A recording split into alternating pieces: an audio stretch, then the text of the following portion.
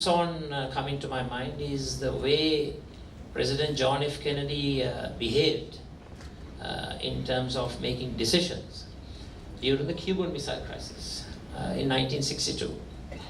So you had the Soviet President Nikita Khrushchev coming and basing medium-range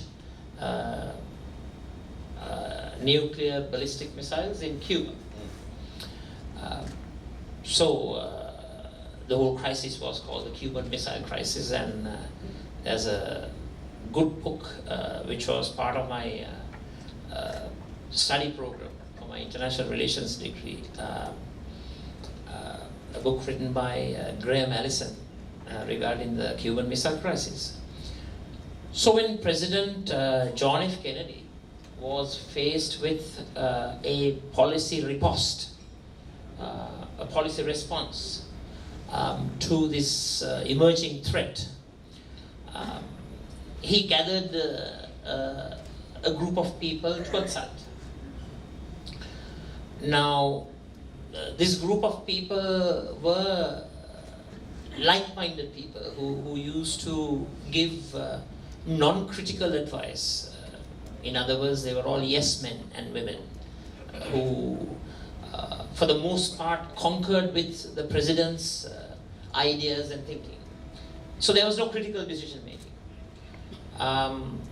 So this particular group of people advised the president to go for a nuclear blockade as to how to respond. So they brought in people with as the first in order to respond to this nuclear crisis.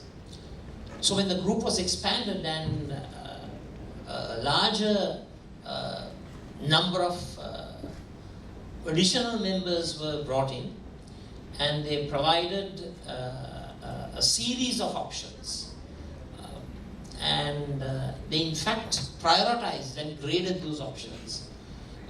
What they said was, what they advised the president to do was to use the nuclear option, the escalation of the nuclear alert, as a last resort. They first suggested strong negotiations, and if that failed, they advised to go for a naval blockade. And if the naval blockade didn't succeed, then they recommended to go for the last and the most horrendous option of escalating the nuclear alert. So the first approach was adopted. It failed. Khrushchev was stubborn and inflexible and intransigent. Then they went on to the naval blockade, and the naval blockade worked. So now this is something that I have learned. If you have a set of like-minded yes men or women who conquer persistently and consistently with your own ideas, you become a victim of a decision-making error called victims of groupthink. That was the book, Victims of Groupthink, by Graham Allison. In fact, actually a book was written on this whole episode. So similarly, one can see in Sri Lanka's democratic political history, at most times, irrespective of party politics, leaders tend to surround themselves with like-minded colleagues who have a great propensity to give uncritical advice, trying to make the decision makers feel happy. So the feel-good factor is used. Don't applaud because I don't intend on doing that. So when that happens, there are obstacles to rational decision making. The rational process is not followed. So you have automatically a bunch of people who will be saying yes, 3 bags. So that's one of the examples of where I have learned lessons from my educational experience and from the experience that I've had in the US Senate, the legislature, and the British House of Commons. And just lastly, the team. Well, I can assure you there'll be a wholesale change as far as the team is concerned.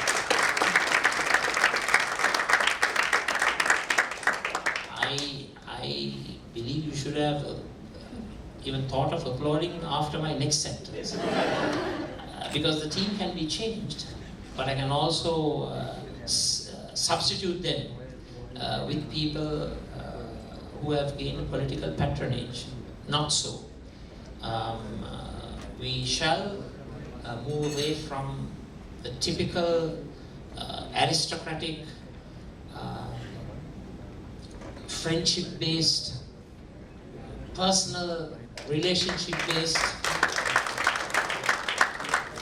recruitment into key positions, and we will definitely adopt a highly advanced meritocratic approach where those who are capable, those who have performed, those who have excelled in their various fields and arenas, and those who have succeeded in implementing time-targeted programs, they shall be given the utmost priority, and we will have transparent, open government with no hidden agendas and certainly no hidden deals. That's why I'm fearless, and I'm open to any amount of questions that you may ask me, and so that you have some clarity with regard to the persona of Sajith Premadasa. Thank you, Mr. Premadasa. This is, after all, a Chamber of Commerce. So I have a lot of questions in front of me that relate to the matters of commerce, of industry, of exports, of private sector. So let me pull them together in a question like this. What role do you see for the private sector in the future of the Sri Lankan economy? How do you think the private sector participation can be improved? What can the private sector do better? What can government do better to facilitate that? What is your posture towards the private sector and its future in the Sri Lankan economy?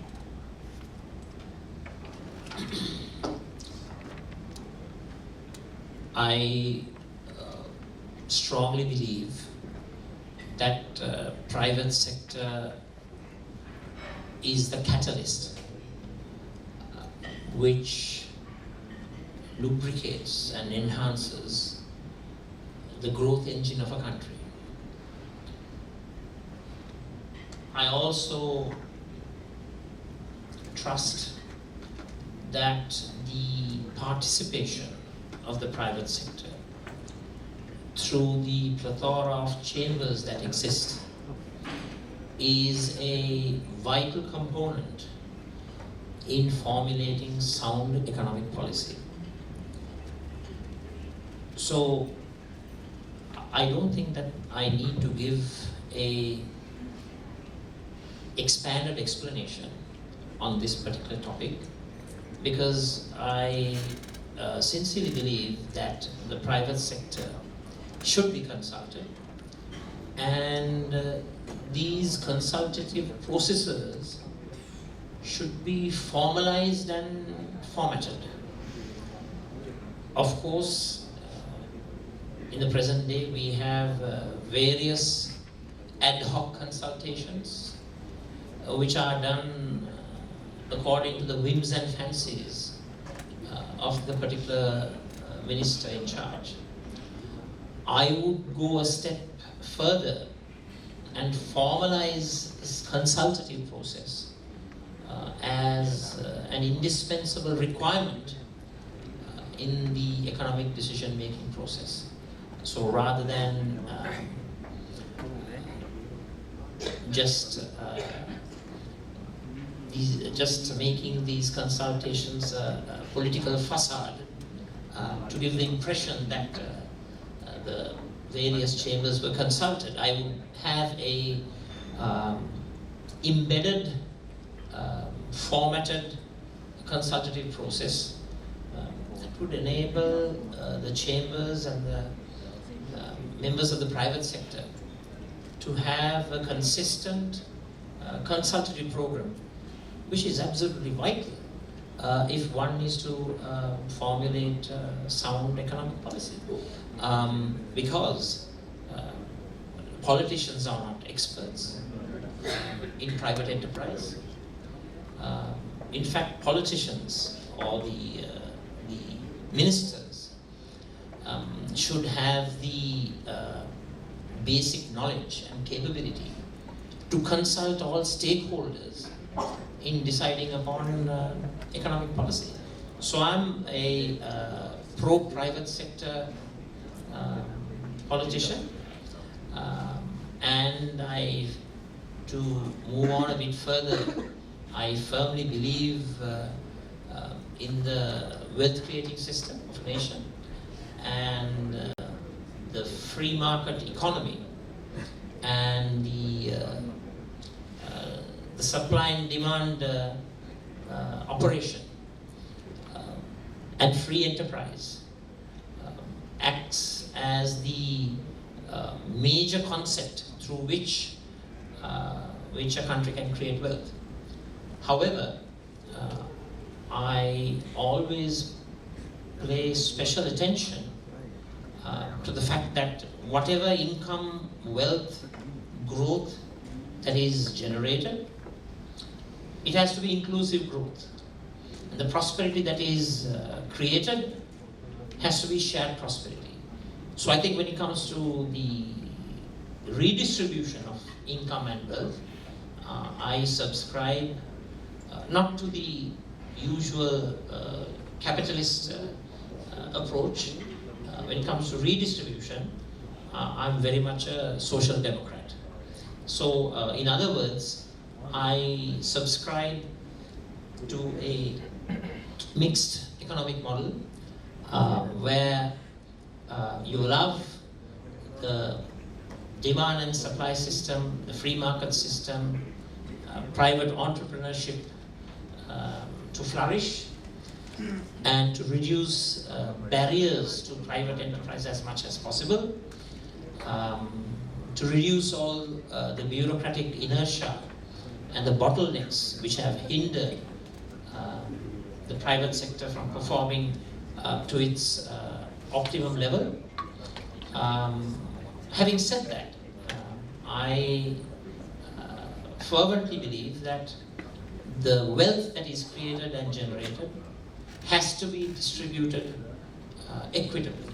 You have to have justice and fairness in society, and basically prosperity for all. Thank you, Mr. Did I answer the question? I think you answered that quite comprehensively. We would have liked to go into examples of where you empathize with the private sector, but I'm not going to do it now for shortage of time. I'm going to move on to, because we want to cover some ground in different spaces. Of course, yes, please go ahead, yeah. Okay, what the private sector can expect from a Sajith Premadasa administration.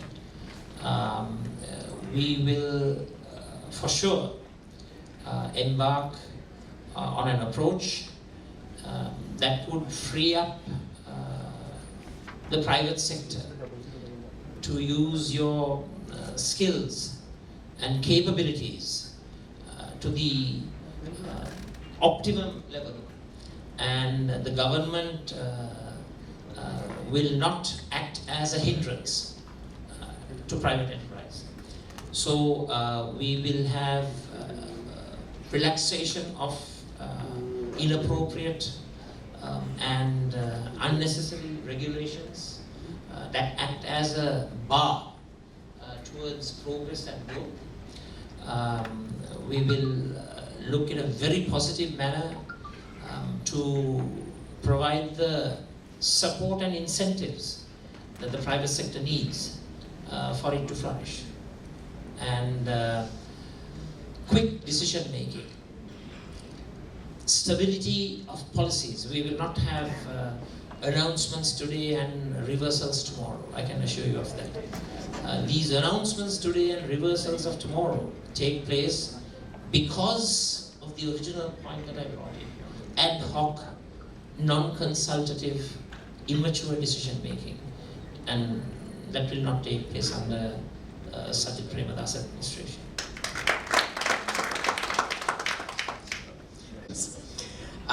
This is not only with myself. You're free to do anything you want.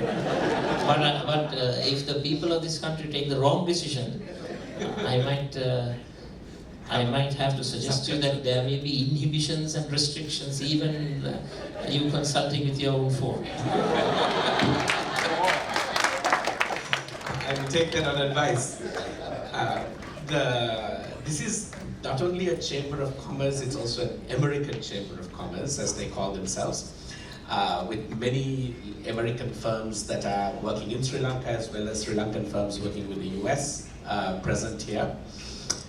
There are many questions that are asking about Sri Lanka's relationship with the world, with India, with China, with the United States. So if I formulate it in this way, what is your outlook on how Sri Lanka should be managing its international relationships? Well, my international outlook is quite simple. The external relationships that we will establish will be purely based on achieving our national interest. Simple as that. Not family interests, not personal interest, but national interest. And we as a country should utilize our unique position, unique geographical location and strategic position to place ourselves in the international community in the most strategically advanced posture in order to accrue the maximum amount of benefits to the people living in our country. So I will adopt a highly realist approach, a realist power politics approach when it comes to external relations. Which particular relations will accrue and what type of relationship will provide the maximum possible benefit to our country. That will be the sole factor that will guide my external relationship. That will guide our country's external relationship under our administration. So you think that that fidelity of relationships are not the priority, but a commitment to self-interest of Sri Lanka over past loyalties? Or how would you balance the fact that countries like Japan, many countries have had long-standing, strong relationships with Sri Lanka, and yet the interests that we have may change from time to time with regard to these countries? You refer to Japan. I think the relationship that we possess with Japan is a very constructive relationship, a relationship based on mutual trust, mutual respect, and mutual benefit. And our relationship has resulted in a lot of support to our country in terms of development programs. The JICA projects and the various JVIC programs have certainly stimulated the growth trajectories of our country. So, there you have it. Relationship with Japan is constructive, is beneficial, and there is a value addition to our country. So we will promote it. So we will have a very surgical approach, a very targeted approach in our international relationships. So you're looking for the convergence of interest. You're looking for the convergence of interest and yes, of course, there is a mutual give and take. The mutual benefits should accrue to both parties, to both nation states.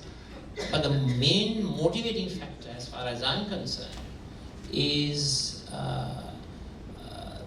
the interest of our country. And I will strive to do that with surgical precision.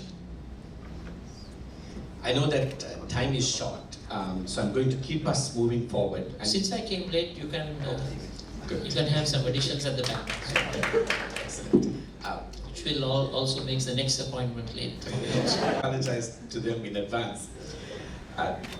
Mr. Premadasa, the Yahapalana promise of 2015 of putting down corruption is not being evaluated very positively in society right now at the end of 4 years. Now, what is your response to those who are experiencing that disappointment?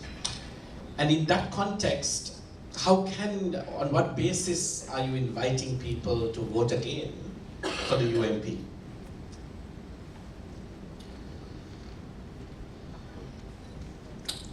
I do agree with those who have had many a disappointment with regard to the anti-corruption policy that our government has implemented.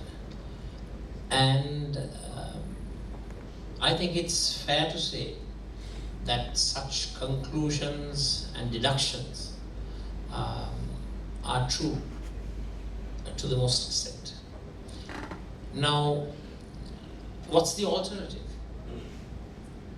The alternative is the same old family bandism, the patriarchal political and economic oligarchy that was sapping the financial resources and assets of our motherland, assets that are owned by the people as a whole. Is that the alternative that the country is craving for? Or is it a modern approach where we will have various tools and policy instruments that will ensure that corruption is eradicated? For example, we are planning on a system of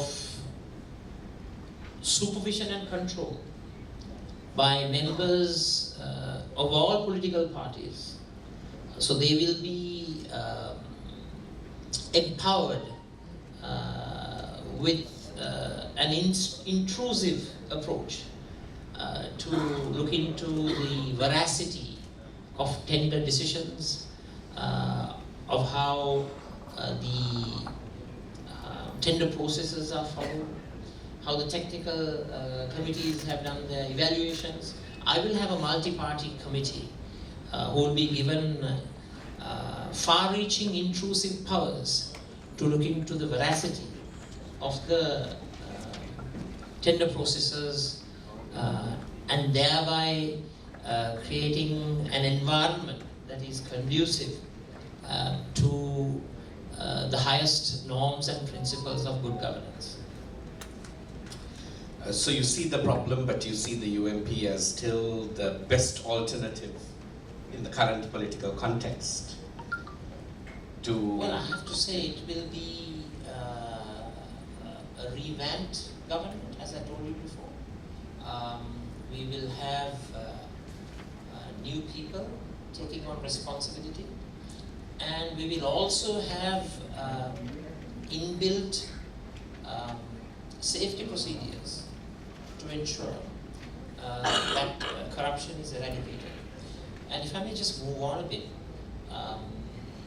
the system has to be completely depoliticized. The politicians should not have a say in the administration of justice. That should be under the total purview of the judiciary. I think the administration of justice has to be made more efficient. We have to depoliticize the process and ensure that politicians don't get involved in various quid pro quo activities, the bargaining deals when it comes to the anti-corruption process. I think that has been the biggest issue that this country has faced during the past few decades. Thank you. There are several questions that look on the more long-term concerns of the country, and there are two types of, I think, concerns that have been brought to me through these questions and others. One is that there are 6 million children in Sri Lanka who will not vote. They are under 18, and yet, if the future of Sri Lanka depends on the children of the present, what is your vision for the children of this country? Knowing the problems of malnutrition, of violence that children face, how are you thinking about those non-voters who are children? And I'll add to another concern that's long-term. Many people ask about your approach to environmental protection. We know we live in a world that is constantly in jeopardy for the way in which the environment has been mistreated or mishandled.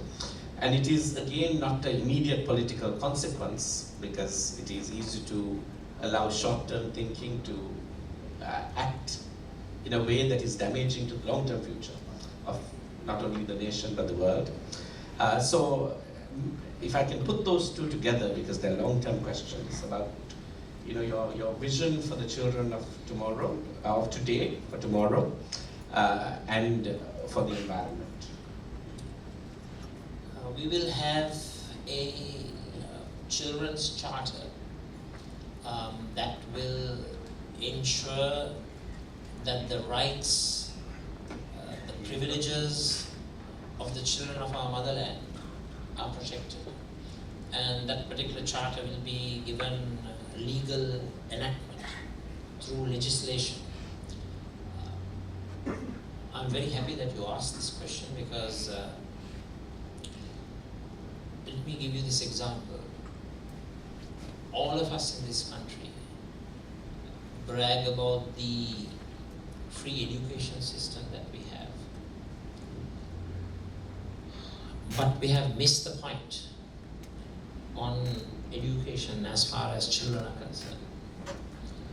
If one looks at the medical evidence available, the brain development of a child takes place to the maximum level when the child is between 0 to 5 years. If I remember correct, 70 to 80% of the brain development takes place during that time period. However, the early childhood care education, preschool education in this country is totally and absolutely unstructured, dysfunctional, chaotic, not systematized at all. So here we have the child's brain development taking place from the time he or she is born up to 5 years. 70 to 80% of the brain development takes place during that period. And at the same time, the early childhood education or the preschool education is utterly and totally chaotic. It's not free education at all. It's not structured at all. There's no monitoring, there's no management, there's no supervision. So here is one place where I'm going to commence the free education system. It will commence from preschool education for the 3 to 5 year olds who attend early childhood education institutes. They will be supervised. There will be uniformity of syllabus.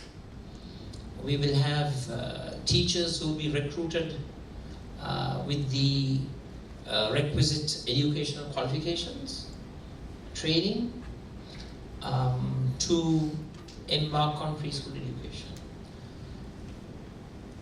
On another note, since you mentioned malnutrition, if you look at the main malnutritional indicators, stunting, wasting, low birth weight, low weight children, anemia, I think we can improve on the indices that continue to depict a sorry state of affairs. Of course, I have to say we have made great strides during the past few decades, but there's still much more to be done. So in order to do so, we have to establish regularized child and maternal health programs at the grassroots level.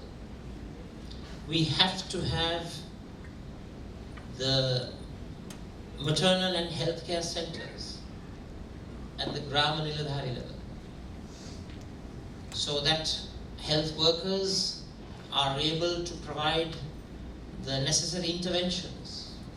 For example, the Triposha intervention.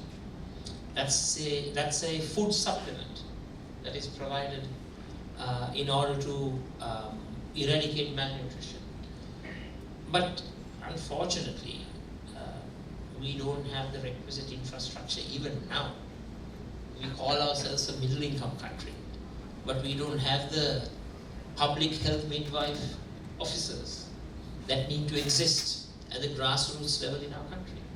So that will be a priority in terms of eradicating malnutrition, excuse me. In addition, we have to ensure that the rights of the child is protected and that they're provided with the highest level of legal support in terms of legislation to ensure that he or she will not be subjected to various attacks by sexual predators. So legislation on that part will also be strengthened, and when it comes to those issues, we will be strong in our resolve to ensure that those who commit these heinous acts are punished to the maximum possible extent. Thank you. That both relate to Syria. The roadmap, I'm going to ask those two questions, and after you answer those, maybe we'll give you a bit of time for closing remarks, since we didn't give you time for opening remarks. The last question. Okay. If anybody wants to stand up and ask questions, that's Right. fine. Or even seated, I don't mind. So please keep your questions coming. I've seen they're so wrapped up in listening to you, Mr. Premadasa. The questions have dried up over the last half an hour. But let me I hope they have the keenness on the 16th of November to follow suit. So let me take you to one very critical question. That's a long-standing question for the country. It's come up in different ways in the thread. the problem of violence and ethnic violence, violence and ethnic violence and ethnic enmity that this country has faced for a long time and has resurged today in a very peculiar way, with racial violence targeting Muslim population, targeting minorities, but also now we've had bomb blasts in April, showing that the country is facing a serious issue of ethnic justice, ethnic reconciliation, and how do you look at that problem in Sri Lanka, which is a long-standing problem, and what is your sense about your approach of responding to it?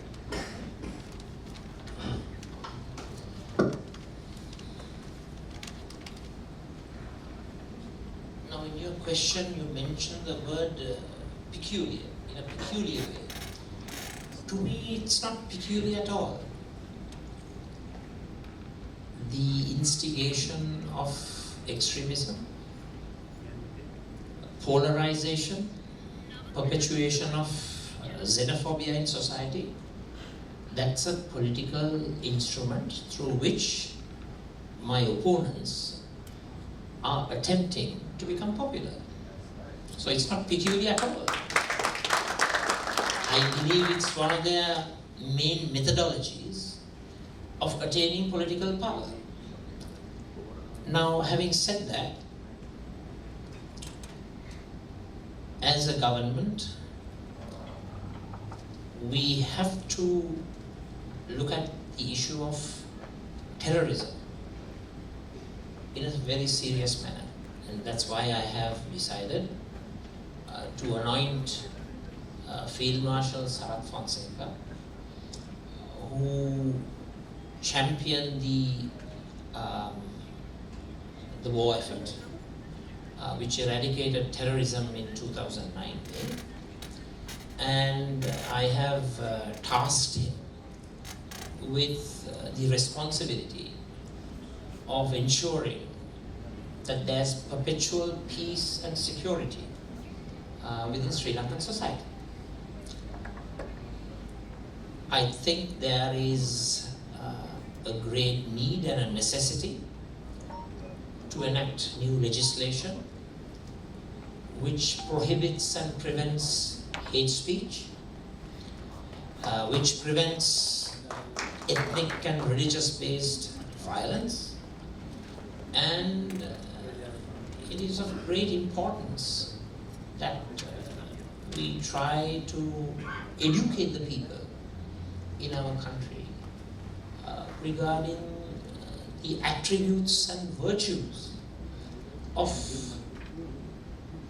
togetherness, of harmony, of peaceful interaction. So you can be rest assured that we will destroy terrorism, but we will also destroy all forms of other extremism. We will take a very strong-handed approach to counter this cancer that is destroying our society. Extremism, xenophobia, discrimination has no place in an administration that is headed by Sajith Premadasa. So this is maybe my last question. Your team is still signaling that they need to move you on. I'm sorry, I don't have people who prompt my timetable. I neither have teleprompter equipment nor do I have people or personnel prompting. I don't know who is doing that. I think it's your colleague who is committing this cardinal sin, and you're being economical with the truth. Mr. Premadasa, thank you for making more time available. I think the audience here would love to talk with you as much as possible. I think that women represent 50% of the vote base, and yet often the concerns of women aren't really politically discussed or championed in the country. So we hear often women talk about it being extremely uncomfortable or difficult to navigate public transport, to walk on the street. We can see statistics on low pay for women, for discrimination of women getting into high positions in the public sector. And this has been a problem for the country over a long period of time. You know, Lee Kuan Yew, many credit his success of Singapore with Lee Kuan Yew's authoritarian tendencies. People don't think that maybe it has something to do with his policies. One of the things he said very early in his tenure was that public transport must be safe for women. I know you're going for another session with a women's group after this, but how have you thought about the problem of women in this country, and how government needs to be more attentive in addressing and reversing the difficult situation that women experience just by being women, to have a decent life at the level that men enjoy? Here again, in terms of protecting the rights of women, I think the protection of the multifarious rights that you just mentioned has to be institutionalized. As with the children of our country, we hope to establish a women's charter. And with these charters, I hope to embark on a social contract whereby women's groups and various women's representatives will sign up with me to this particular charter. And all I have to do is to ensure that this charter is legalized and given legal teeth for it to be implemented. I totally agree that the rights and the privileges of women in our society has to be protected. Public transport, security, free from gender-based violence, discrimination. In order to do so, it should be conducted in a regular manner. You cannot have knee-jerk reactions to the various challenges that are faced by women in society. As I said, we are establishing a women's charter. We will have the various methodologies to protect the woman in society in a structured manner, and this document will be drafted with the large range of policy inputs that we have received from various women's societies and organizations. So we will have a system and a structure to ensure that these areas which have suffered from negligence will be looked at and will be focused upon, and we will pay special attention to this valuable sector in our society. So I think, as you pointed out, my colleagues have a lot of power over me, but they are concerned about the time. So I think, let me open it out this way. Nusrat, would you like to take charge, and you can decide whether we continue? And certainly, Mr. Premadasa should be free also to add. Out of it, you might not be able to catch me hereafter, because I have 151 meetings to conduct throughout the country. Okay, so then let me come back to this question of racial violence. I think there are several questions that have come to me saying, well, the violence in Minuwangoda, in certain area, in Kandy, Digana, these occurred during the UMP's watch. So these can't exactly be blamed on your competitors because they were not in power and not in government during that time. What is it that went wrong, and how do you see yourself in leadership preventing those kinds of destructive violence that we have seen even during the last few years of when the UMP had the reins of government in its hand? With great respect, I would beg to differ from the basic premise of your question. In any society, you will have various marginalized sectors who instigate these venomous and pernicious acts. To the credit of the government, we handled the issue. We ensured that the perpetrators of such crimes were brought to book. In addition to that, the government has embarked on a range of programs to ameliorate the suffering that was caused by these acts that were motivated by racial discrimination and hatred. I think we have to ensure that stronger punitive action that creates extreme hardship on the perpetrator are enacted through legislation, which would act as a foolproof deterrent for those who are attempting to embark on such transgressions. They will be motivated not to do so. Thank you for that. So I think the minister is not going to stop me, and until you stop me, I can continue. There have been many questions that I've tried to combine with others, but perhaps is best taken separately. You addressed the question of early childhood education and the education of children. We also know that there is a question for the youth of this country. The skills of youth, the education of youth, the higher education of youth, the preparation of youth for the job market, for succeeding in the economy, in being productive. What is the challenge that you see, and how are you thinking about addressing the challenge for the success and education of youth for the new economy? When you refer to the youth of our country, they are a particularly disgruntled group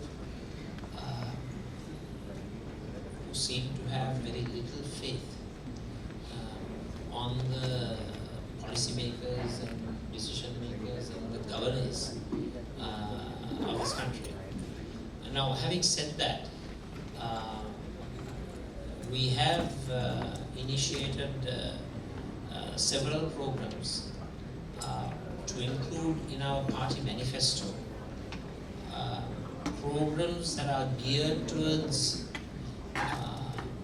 ensuring that the youth of this country are empowered in terms of computer science education, IT education, digital technology, and English literacy skills. To this end, I have proposed the setting up of centers of excellence in all of the DS divisions in our country to ensure that the youth of the country have opportunity, irrespective of their economic background, to have access to education that is, in this particular arenas that I mentioned, education that is of international standards. So we would be promoting the development of youth who will have accessibility to employment opportunities, not merely domestically, but in the international labor market.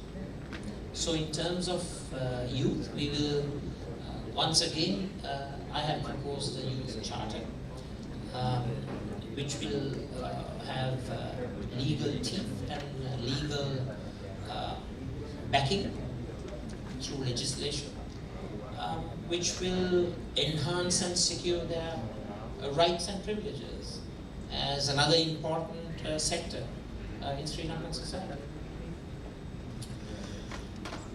I think you answered most of that question. I think including you're thinking about the higher education side and the problems of higher education, and you can say more on that if you like.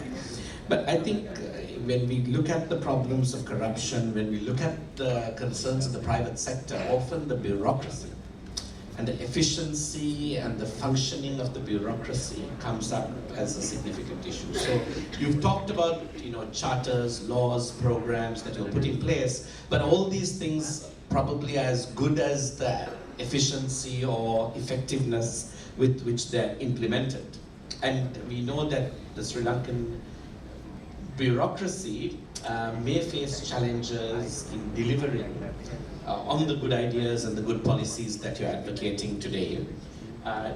Is that a concern that you have? Have you thought about how you would address that problem? Well, it is a concern, but I, for one, have overcome those obstacles. I would merely point out the fact that how I have implemented the housing program. When I think we'd like to know more about how you succeed within this current context and how that success can be generalized to the national leadership here. Right. When I assumed office on the 12th of January, at the day which I was sworn in 2015, I don't know whether you might believe what I'm trying to say. The housing ministry did not possess the vital housing statistics with regard to the people in our country. It took close upon 1.5 years to conduct a comprehensive survey in order to ascertain the housing problem of our country. And 2.5 million families suffer from housing issues of a variety of sorts. When I entered the ministry, the National Housing Development Authority, they were highly demotivated. For years and years, they had not embarked on comprehensive housing development programs. So it was a very hard task, and I think they also found me to be a very tough taskmaster. But we ensured that there were benefits and support that were given to the bureaucracy based on performance. To give you a simple example, by and large, ministries and departments receive opportunities for foreign training programs. It used to be the case that an exclusive club enjoyed these privileges prior to 2015. So, with my assumption of duties, we made the allocation of foreign trips based on their achievements in the model village program. So he or she who embarked on the largest number of programs were given the opportunity of enjoying the fruits of foreign training programs. So this is just one aspect, one technique of governance that I used as a policy instrument to achieve and add value to the country in terms of housing development. So don't worry about it. You have to understand I have Premadasa DNA when it comes to getting things done as far as the country is concerned. And it will be very useful for achieving much for the country. I mean the DNA. Mr. Premadasa, I want to thank you for the time you've taken. I invite the audience to just appreciate this time. And once again, apologies for the delayed entrance. Excuse me.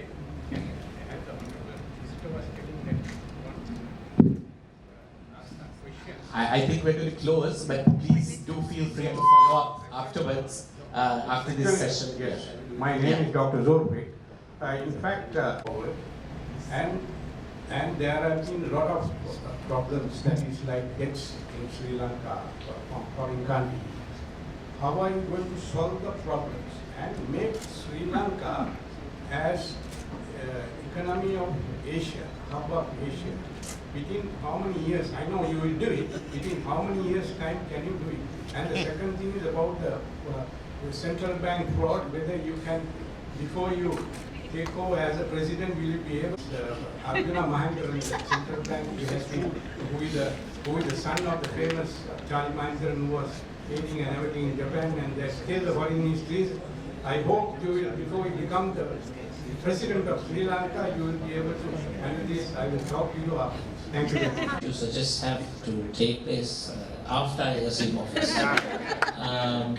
As far as the incident that you mentioned, you can be will move forward, and there'll be absolutely no hindrances or obstacles to that process. As I mentioned before, the administration of justice will be conducted in a proper manner, devoid of political interference. So you can rest assured that that will take place, and I will stick to my standards. Now, before that, if I heard you right, you mentioned about the debt issue. Is that right? Yeah. So this is one of the major issues that we are facing, and one aspect of dealing with debt would be short-term stimulation of the economy to enhance, created by the national production processes, the enhanced processes. A portion can be allocated to paying off debt.